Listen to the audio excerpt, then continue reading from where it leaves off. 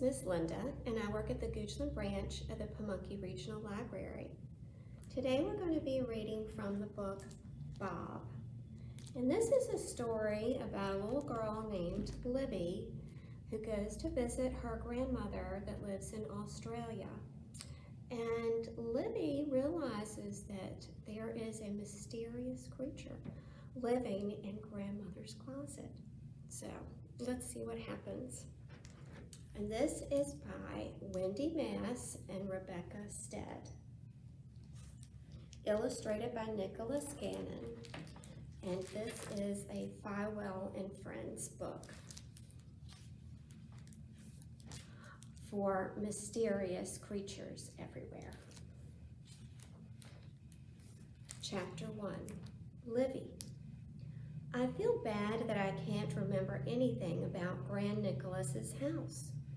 On the table in her kitchen, Gran has lined up 3 things I do not remember.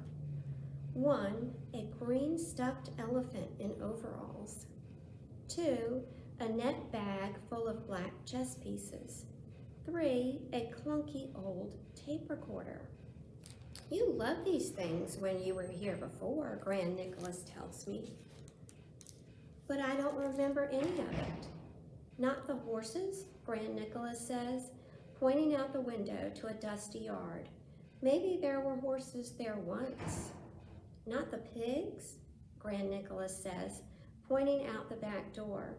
If I squint, I can make out some pigs behind a fence, but I don't remember them.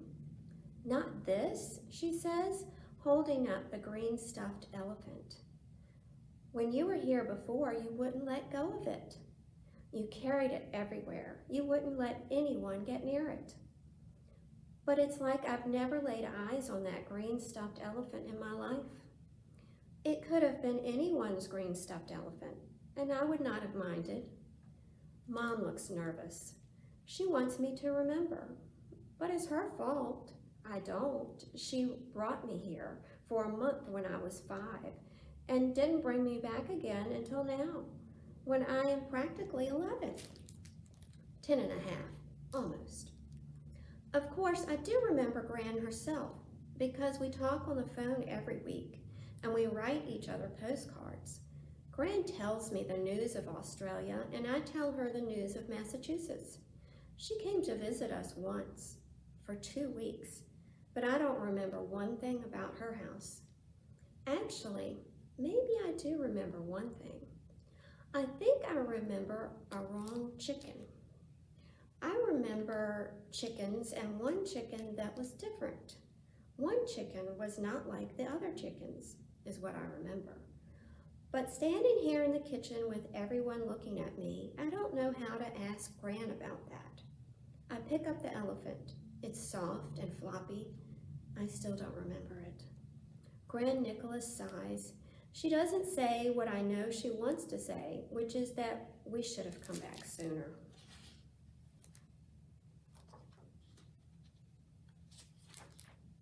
On the other hand, Australia is very far away from Massachusetts.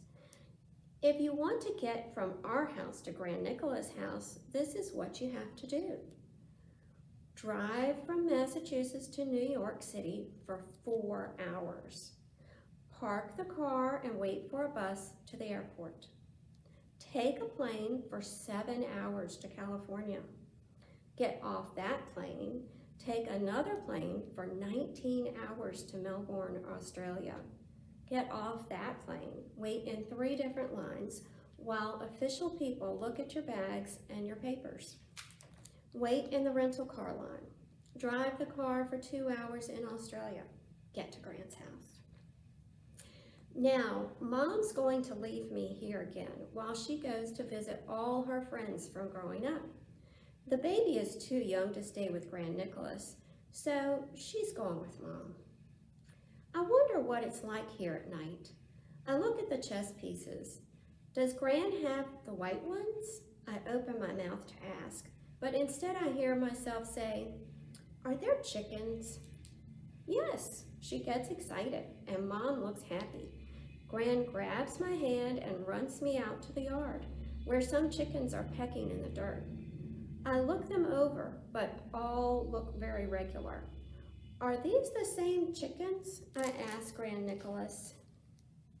She says they are different chickens, but the idea of chickens is right. I don't exactly know how to ask the next question. Did you used to have one that was weird? Weird? She asks. Maybe there wasn't a weird one, or maybe they don't say weird in Australia. Never mind, I say. I realize I'm squeezing something in the hand that Gran is not holding. I open it and see one of the black chess pieces, a pawn. Then, coming back into the house with Gran, I see Gran's back stairs. They have carpet on them, and I suddenly know that I have bumped down those stairs. Did I ever bump down those stairs? I ask, Gran pointing. Yes, she says, you loved bumping down those stairs. You had a name for it. A name for the stairs? No, for bumping down them. You called it something. I think she is right. I think I did call it something, but neither of us can remember what it was. Now that I've remembered the chickens and the stairs, Mom looks happier, like maybe Gran won't think we stayed away too long after all. The baby starts doing some pre-crying in her baby seat. Dad and I invented the word pre-crying, which means the crying that comes before the really loud crying. Mom isn't fussy with her because she wants me to know that this trip is about me having special time with Grand Nicholas, and not just for Gran to finally see the baby in real life. I heard Mom talking to Dad about it the other day when we left home. Mom said, I want Olivia to know that this trip is about her having special time with Gran, not just about the baby. And Dad said, I know, hon. You told me yesterday and this morning. Dad didn't come to Australia with us. He's at home, building a new room for the baby. He says it'll be ready when we get back. Then I sort of remember another thing. It's something about the second floor. But I'm not sure exactly what it was about the second floor. I'm still squeezing that black pawn. It feels good in my hand. Is there something about the second floor, I ask? Yes, Gran says. The second floor is where your room is, and your four-poster bed. But what I remember about the second floor is not a big bed with a canopy. I still don't remember what it is, but it's not that. It's, may I be excused? I asked, already turning down toward the stairs. I'll come up with you, Mom says. Your room used to be my room when I was a little girl, remember? I stop, one hand on the railing of the carpeted stairs that I used to bump down. For some reason, I think I'm supposed to go up alone. I glance at Beth Ann, who is still wiggling in her seat. Our eyes meet, as if she knows what I'm thinking. She quits her pre-crying and makes her someone feed me whimper. Mom turns toward her, torn between the two of us. I zoom up the stairs. The doors along the upstairs hallway are open. I peek into what must be Gran's room, where a patchwork quilt is pulled over the bed. I pass the bathroom, where soaps in the shapes of ducks and chicks pretend to march along the counter toward the sink. By the time I reach the last room, my room, I'm almost running. I'm not sure why. Then I see the closet.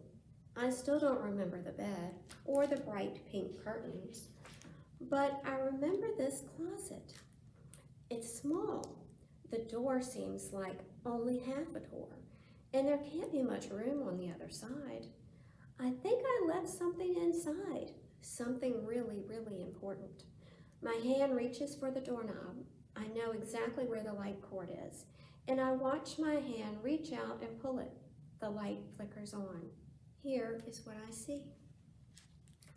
Number 1, a high shelf jammed with shoe boxes and falling down stacks of old comic books. 2, below that, clothes on hangers dangle from a bar. There's a tutu with sequins and a few summer dresses for someone a lot smaller than me. Maybe Gran is keeping them for Beth Ann in a long, long time. Right now, Beth Ann is so small she can barely keep a shirt on. One shoulder is always falling out of the neck hole. If I try to fix it, she cries.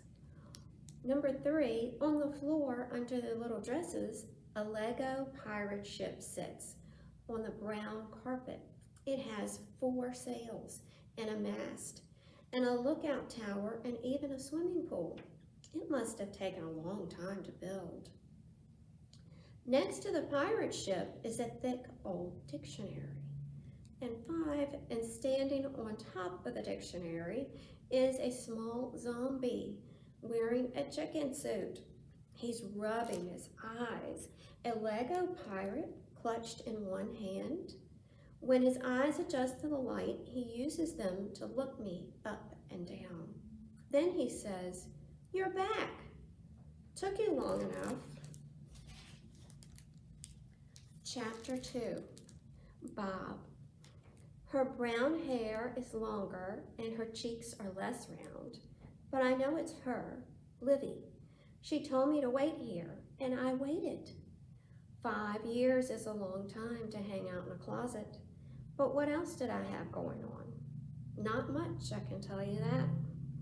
Here are some of the things I did while I waited her return. Counted to 987,654,321. 6 times. Built a Lego pirate ship 63 times in the dark. Played chess against a Lego pirate monkey and still lost most of the time. Tried to do the hokey pokey like Livy had taught me, but there's not much room to turn oneself around in this narrow closet without hitting the walls. Cried, but only once. Okay, twice, each day, only for the first year. Meditated a few times after hearing Gran play a self-help tape on the benefits of calming the mind. This was actually not bad, even though my legs cramped from sitting cross-legged. Took a lot of naps, some lasting a few weeks at a time. Thought of all the reasons that might explain why Livy didn't come back for me. She was abducted by aliens, but I am not convinced aliens exist. Zombies? Yes. Other monsters? Probably. But aliens? Not sure. Her family won the Saturday Lotto and went on the world's longest world tour. If so, she could have stopped here to pick me up.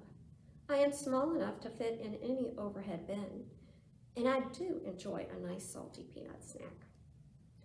She discovered an ancient mummy in Egypt and got busy giving interviews. But I think I would have heard Gran Nicholas talk about this on the phone. Gran is a loud talker, and I have excellent hearing. She got scared, but Livy is the bravest person I've ever met. She just didn't like me anymore. This is the one that led to the crime. But now she stands before me and she looks so sorry and surprised that it is hard to be mad at her.